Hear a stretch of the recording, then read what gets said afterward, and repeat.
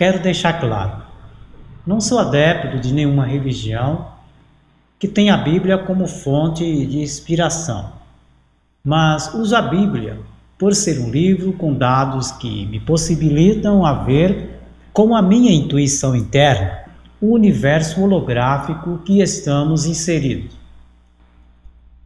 Sendo que a mesma Bíblia também é uma projeção desta própria holografia. Sim, a Bíblia é só um holograma, como todos os conceitos religiosos, filosóficos e científicos. Mas como estamos inseridos dentro da ilusão holográfica e não temos acesso à realidade absoluta, por estarmos adormecidos dentro desta ilusão, a única ferramenta que possuímos é a própria holografia.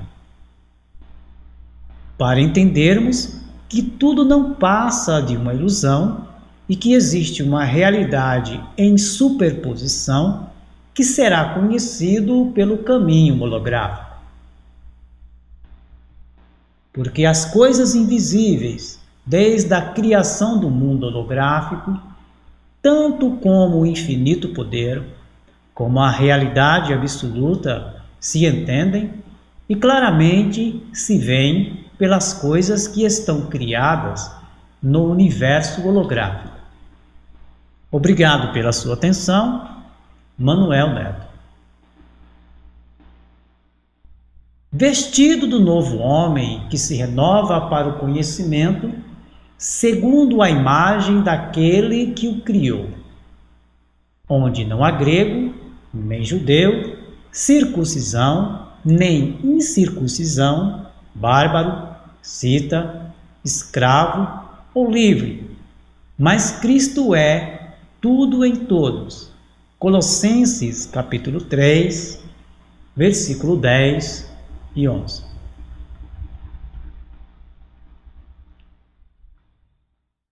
O texto nos leva a perceber que existe um novo corpo que é segundo a imagem daquele que o criou. Um corpo oculto, de ordem implícita, onde não existe estruturas localizadas.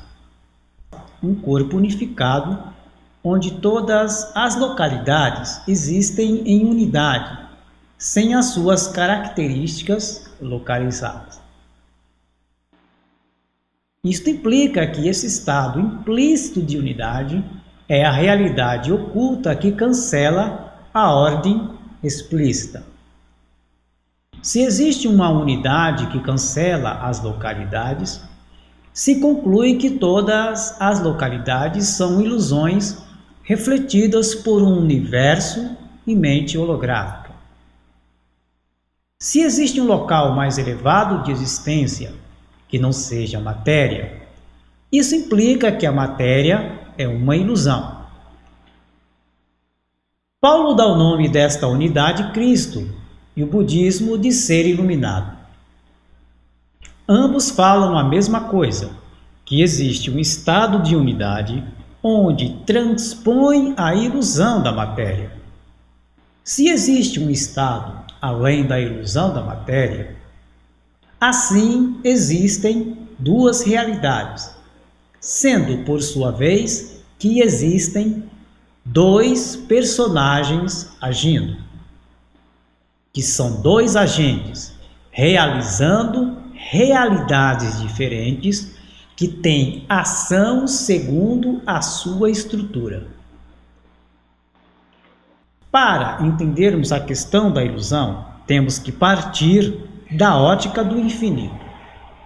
O infinito é o tempo expressivo da unidade, sendo que o infinito gira em torno da unidade, que por sua vez está acoplada à não existência de início e fim, de origem e destino.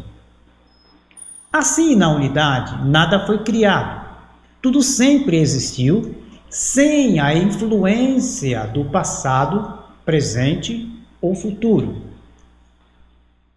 Sendo que não existe um processo de criação na unidade. pois não existe uma linha de tempo que constitua o processo de nascimento, crescimento e conclusão. A unidade é a superposição do próprio agora, porque o agora é uma localidade. Na unidade, não podemos cometer o erro que as três localidades do tempo estão acontecendo simultaneamente. Porque na unidade não existe o espaço de localidade da experiência passado, presente e futuro. Não podemos ir ao passado, pois ele não está localizado na unidade. E o mesmo acontece com o presente e o futuro. Vamos imaginar o infinito como um espelho. Ao se posicionar na frente do espelho, a pessoa terá uma grande surpresa. A sua imagem não será projetada no infinito, pois não existe a localidade de tempo e espaço que permita observar o seu passado, presente e futuro. Em palavras simples, seu corpo de localidade desaparece no infinito. E o mais interessante, o infinito revelará que o corpo de localização é uma ilusão, porque ele não pode ser refletido na superposição do infinito. A partir desta ideia, temos a seguinte colocação: se a matéria não se projeta no infinito, ela não pertence ao infinito, porque a sua estrutura se difere em oposição ao próprio infinito. Aqui fica uma pergunta: se Deus é infinito, sendo Ele espírito, como o espírito poderá criar a matéria, sendo que a matéria é o estado que difere e não pode ser visto no infinito?